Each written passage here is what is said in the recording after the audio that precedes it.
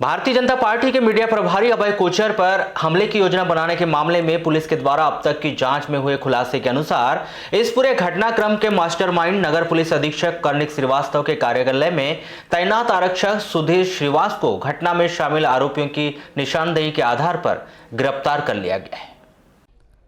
चलिए सिलसिलेवार आपको पूरे घटनाक्रम से रूबरू कराते हैं। दरअसल सोमवार की रात करीब 8:45 बजे इतवारीगंज स्थित जिला भाजपा मीडिया प्रभारी अभय कोचर की दुकान पर 6 से 7 युवक हाथों में डंडे और लोहे की रॉड लेकर पहुंचते हैं। इस दौरान अभय कोचर के बड़े भाई अजय कोचर दुकान से बाहर आते हैं और जानने की कोशिश करते हैं कि पूरा मामला है क्या। तब दुकान में पहुंचे युवकों के द्वारा अजय कोचर को धमकी भरे शब्दों में कहा जाता है कि अभय कोचर आरएसएस का नेता है और पुलिस से बहस करता है, इसलिए उसे सबक सिखाने दुकान में पेट्रोल से आग लगाने पे पहुंचे हैं। इस पूरे मंजर को जल्द ही अभय कोचर के बड़े भाई अजय कोचर ने भांप लिया और तत्काल युवकों की पूरी बात सुनने के बाद दुकान बंद करके वहां से चले गए और पूरे मामले की जानकारी अभय कोचर को दी। इस पूरे घटनाक्रम की जानकारी अभय कोचर के द्वारा पुलिस अधीक्षक अभिषेक तिवारी को दी गई। 10 मिनट बाद ही पुलिस इतवारीगंज पहुंच गई। इस दौरान अभय के कुछ दोस्त और परिचितों की मदद से पुलिस ने 2 आरोपियों को गिरफ्तार कर लिया। मैं, मेरे पापा और बड़े भैया दुकान में थे तो अचानक 6-7 लड़के वहां पहुंचे जिनके हाथों में डंडे, तलवार, अन्य हथियार भी थे, तो जो सीसीटीवी में भी मौजूद है। ये लड़के जब मेरी दुकान पे आए तो बड़े भैया जब सामने थे तो उन्होंने पूछा अभय कोचर कौन है, यहीं रहता है क्या? तो बड़े भैया ने पूछा क्या काम है, तो उनका कहना ये बना कि जो आरएसएस में है वही अभय कोचर की दुकान है क्या ये? तो बड़े भैया ने बोले हाँ आरएसएस में जाता तो है। तो तब फिर एक लड़के ने बोला कि कल उसने किसी पुलिस वाले से बहस किया है, उसको सबक सिखाना है। तो भैया बोले इन सब मामलों में मैं नहीं रहता, आप अभय आएगा तो बात कर लेना। नहीं बोले उसको तुरंत बुलाइए, उसको सबक सिखाना है और अभी आपकी ये जो दुकान है इसको हम पेट्रोल से अभी जला देंगे, आप देखते रह जाओगे। तो ऐसी धमकी दे कर के बड़े भैया जैसे तैसे वहाँ से बच के निकले, लेकिन आधे घंटे तक ये लड़के दुकान के आसपास मंडराते रहे। और जब हमने अभिषेक तिवारी एसपी साहब से बात की तो पुलिस वहां पहुंची। पुलिस ने 2 आरोपियों को वहां पे पकड़ा। अब तक लगा कि शायद यह मामला कुछ और है या युवक किसी अन्य कारणों से भाजपा मीडिया प्रभारी अभय कोचर पर हमले की साजिश बनाकर उनकी दुकान पर पहुंचे। लेकिन रात करीब 9:45 बजे भाजपा मीडिया प्रभारी अभय कोचर भाजपा के वरिष्ठ पदाधिकारी और आरएसएस संगठन से जुड़े पदाधिकारियों के साथ कोतवाली थाना पहुंचे। इस दौरान अभय के द्वारा जो आरोप पुलिस कर्मियों पर लगाए गए वह बेहद ही संगीन और गंभीर थे। उन्होंने जैसे ही आरोपियों की शिनाख्त की तो सीधे शब्दों में यह कहा कि यह जो आरोपी उनकी दुकान में आए थे, जिनकी तस्वीर सीसीटीवी कैमरे में कैद हुई थी, उनमें से एक आरोपी की टी शर्ट बदल दी गई और दूसरा आरोपी बदल दिया गया। तो जिसमें एक आरोपी थाने में लाते लाते बदल दिया गया और एक अन्य जो आरोपी है उसने पहले आरोपी की टी शर्ट पहन लिया और जो आरोपी यहाँ पे रास्ते में बदल दिया गया उसकी टी शर्ट दूसरे आरोपी को पहना दी गई। तो मैं समझता हूँ बेहद ही संदिग्ध और गंभीर मामला है। इस दौरान भाजपा मीडिया प्रभारी अभय कोचर ने नगर पुलिस अधीक्षक कर्णिक श्रीवास्तव पर गंभीर आरोप लगाए और बताया कि रविवार को गणेश विसर्जन के दौरान बड़े पुल के नीचे उनके द्वारा केवल इस बात का समर्थन किया गया था कि जो लोग नदी में प्रतिमा का विसर्जन करना चाहते हैं उन्हें ना रोका जाए। तब उनकी नगर पुलिस अधीक्षक कर्णिक श्रीवास्तव से कहासुनी और थोड़ी बहस हुई थी। शायद इसी घटनाक्रम को लेकर नगर पुलिस अधीक्षक कर्णिक श्रीवास्तव के द्वारा ईगो बना लिया गया और उन पर हमले की पूरी साजिश रच दी गई।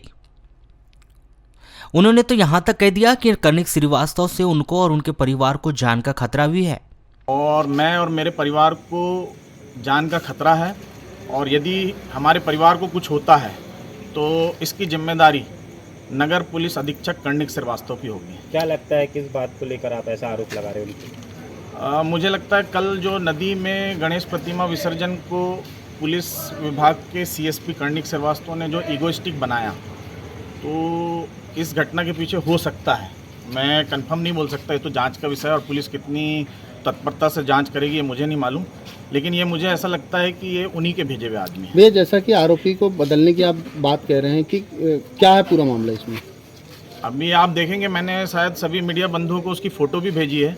जब वो पकड़ाया था तो नीली टी शर्ट में था और थाने पहुँचते पहुँचते वो हरी टी शर्ट में आ गया। तो मामला पहले मुझे नहीं लग रहा था कि इतना संदिग्ध होगा, बातें चलती रहती है, होता है, लेकिन आरोपी को जब बदल दिया गया और पुलिस द्वारा बदल दिया गया, पुलिस हिरासत में बदल दिया गया गिरफ्तार करने के बाद, जो पुलिस के कैमरामैन है राकेश, उनके पास इनकी सारी रिकॉर्डिंग भी है, तो ये मामला मुझे लगता है बेहद गंभीर है। और इस पूरे घटनाक्रम के बीच रात करीब 10:30 बजे पुलिस अधीक्षक अभिषेक तिवारी कोतवाली थाने पहुंचे और उसके बाद अभय के द्वारा लगाए गए आरोप और पूरे घटनाक्रम को समझने के बाद कोतवाली थाने के कमरे में दोनों ही आरोपियों से एक एक कर बारी बारी से बुलवाया गया और उनके बयान दर्ज किए गए।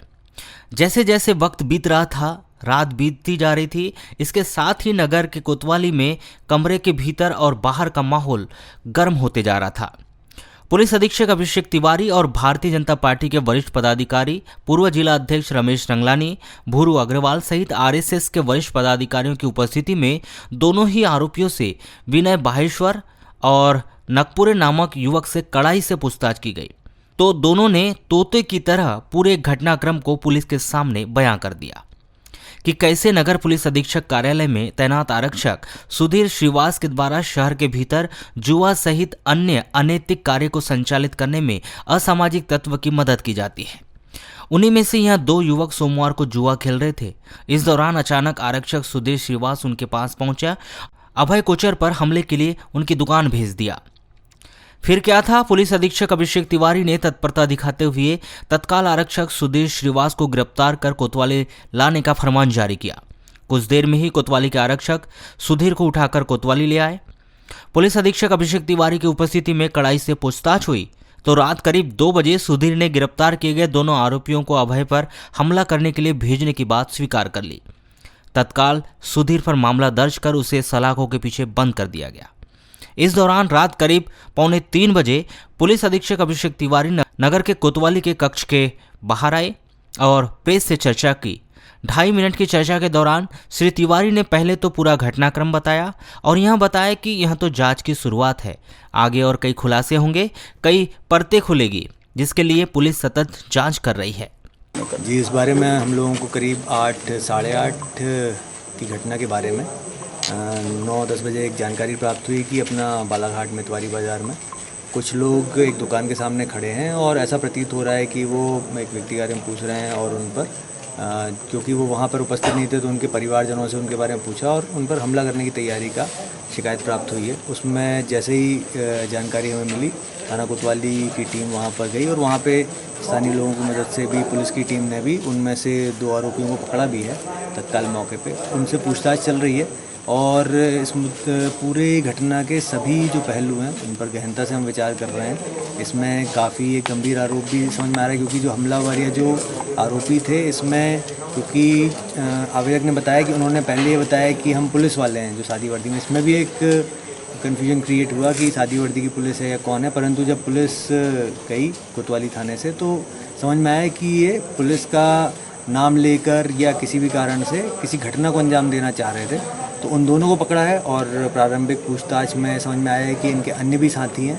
आवेदकों द्वारा बताया गया है कि उसमें 6-7 लोगों को उन्होंने देखा था, वहाँ पर वो साथ में कुछ हथियार भी उनके पास प्रतीत हो रहे थे और वहाँ पर जो पड़े हुए आपास के डंडे वंडे भी उन्होंने कुछ उठाए थे। तो एक गंभीर मामला जो है, जो वहाँ के स्थानीय लोगों की, जो आवेदक की सूझबूझ से और तत्काल उसके बाद कोतवाली पुलिस की तत्काल कार्रवाई से इसका टाला गया और उस पर आगे की कार्रवाई भी हम लोग कर रहे हैं। सर, हथियार के मामले को लेकर ऐसी बात करें, क्या हथियार है? उन्होंने हथियार इन द सेंस कि उन्हें ऐसा प्रतीत हुआ कि वो शायद डंडे, और डंडे तो थे ही उनके पास। डंडे तो एक सीसीटीवी फुटेज भी हमें मिला है जिसमें एक पाइप या डंडे की तरह हथियार समझ में आ रहा है और आवेदक का अंदेशा है कि शायद उनके पास कुछ चाकू भी थे। सर, इसमें एक चीज़ सामने आई है कि भाजपा नेता जो है उनने सीधे सीएसपी साहब का नाम इसमें सामने लिया है कि पूरा मामला उनके उस पे हुआ है, उनके कहने पे हुआ है। नहीं, इसमें जैसा मैंने आपको खुद ही बताया कि उसमें उन्होंने खुद अपना परिचय दिया कि हम पुलिस में हैं या हमको पुलिस ने भेजा है, इस तरह का उन्होंने दिया। तो इस कारण से आवेदकों को भी ये लगा और उन्होंने डायरेक्ट मेरे संज्ञान में ये बात लाई। हमने इसलिए गहनता से हम इसमें विचार भी कर रहे हैं इसमें। यदि किसी पुलिस का एंगल आएगा या पुलिस के किसी व्यक्ति की इसमें बदमाशी पाई जाएगी तो उस पर भी हम कार्रवाई करेंगे।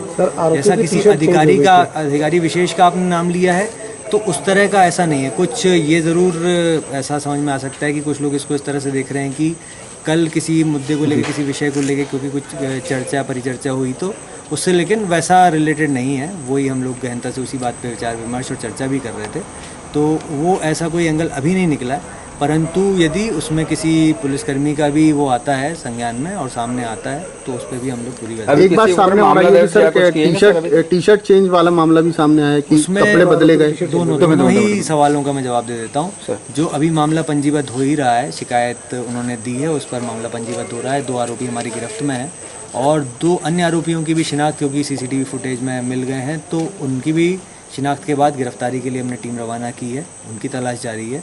इसके साथ ही जो अन्य भी जो 3-4 अज्ञात आरोपी हैं उनके बारे में भी हम लोग पतासाजी कर रहे हैं, अन्य जो सूचनाएं और साक्ष्य इकट्ठे कर रहे हैं। सर, कारण क्या लगता है? आपका दूसरा सवाल जो था वो मैं पहले बता दूं। एक, क्योंकि बदमाश इतने शातिर हैं कि जब वहाँ से कोतवाली पुलिस उनको उठाकर लाई और उनको थाने पर रखा गया तो इन लोगों ने अपनी पहचान या थोड़ा सा कन्फ्यूजन क्रिएट करने के लिए आपस में एक दूसरे से टी-शर्ट चेंज कर ली, तो जिससे कि थोड़ा CCTV देखकर उसका मिलान करने में शुरुआत में जो अधिकारी थे उनको भी थोड़ा कन्फ्यूजन हुआ कि ये वैसा तो एकदम से नहीं दिखा, और साथ में आवेदक को भी इस बात पे थोड़ा सा अचंभा हुआ या उन्हें भी एक तरह से एक वो लगा कि ये इनकी टी-शर्ट कैसे चेंज हो गई, जबकि ये पुलिस कस्टडी में थे। पर वो क्योंकि जब लाते समय दोनों एक साथ थे तो उन्होंने आपस में कपड़े चेंज किए। सर, ऐसा कुछ क्या कारण कुछ प्रथम दृष्टया समझ में आ रहा है, किस कारण से ऐसा? उसकी ही हम लोग जांच कर रहे हैं, दोनों से पूछताछ होगी और अन्य भी जो लोग आरोपी मिलेंगे इसकी और जो परतें खुलेंगी तो फिर मैं आपको सर एक आखिरी सवाल सर, पुलिस विभाग के एक वरिष्ठ अधिकारी पे एक गंभीर आरोप लगा है, उस एंगल पे किस प्रकार जांच की जा रही है? जैसा कि मैंने बताया ना कि अभी तक अधिकारी या किसी का उस तरह से कोई भी ऐसा मामला नहीं है। कुछ तरह की एक भ्रांति या अफवाह ज़रूर एक तरह से फैली थी कि कल की घटना को या कल की किसी व्यवस्था को लेके जो वाद परिचर्चा हुई उसको लेके ऐसा कुछ है, परंतु वैसा कोई भी एंगल अभी नहीं आया है और उसी चीज़ के लिए हम लोग गहनता से चर्चा कर रहे थे, उसी में हम विवेचना भी कर रहे थे और आगे भी उसको हम देखेंगे कि कहीं किसी का कोई इसमें किसी भी तरह का इन्वॉल्वमेंट तो नहीं। पुलिस अधीक्षक अभिषेक तिवारी की प्रेस से चर्चा के बाद यह मामला अभी पूरी तरह से ठंडा नहीं हुआ था कि कुछ देर बाद कोतवाली के 2 आरक्षक अपनी गाड़ी में सवार होकर निकल गए। कोतवाली के बाहर बैठे भारतीय जनता पार्टी, RSS और गौ सेवक संघ, विश्व हिंदू परिषद, शिव सेवक संघ सहित अन्य संगठन के पदाधिकारी, शहर के युवा और मीडिया कर्मियों में भी चर्चाएं व्याप्त होने लगी कि शायद किसी और की गिरफ्तारी के लिए पुलिस गई हुई है। इसी बीच कुछ देर बाद पता चला कि गिरफ्तार दोनों आरोपियों ने 2 अन्य आरोपियों के नाम बताए। शायद पुलिस उन्हें गिरफ्तार करने गई है, लेकिन घटना में नया ट्विस्ट तब आया जब कोतवाली के आरक्षक नगर पुलिस अधीक्षक श्री श्रीवास्तव के गनमैन को उठा ले आई। फिर क्या था, रात 10 बजे अभय के द्वारा लगाए गए आरोपों को जैसे बल मिलता गया। पुलिस अधीक्षक अभिषेक तिवारी ने कोतवाली थाना प्रभारी के कक्ष में सभी की उपस्थिति में कड़ाई से गनमैन से भी सवाल और जवाब और उसे जांच के दायरे में रखने की बात कही। रात 4 बजे तक पुलिस अधीक्षक अभिषेक तिवारी कोतवाली थाने में उपस्थित रहे और आगे की कार्रवाई मंगलवार को किए जाने का आश्वासन देते हुए वहां से चले गए। निश्चित ही मंगलवार का दिन बेहद ही गहमागहमी वाला रहने वाला है। एक और जानकारी मिल रही है कि भारतीय जनता पार्टी और संघ के कुछ पदाधिकारी प्रेस को संबोधित करेंगे। इस दौरान पूरे घटनाक्रम की CBI जांच की मांग की जाएगी। तो वहीं दूसरी ओर मध्य प्रदेश शासन के गृह मंत्री नरोत्तम मिश्रा इस पूरे घटनाक्रम को संज्ञान में लेते हुए कुछ बड़ी कार्रवाई भी कर सकते हैं। यह भी चर्चा का विषय बना हुआ है।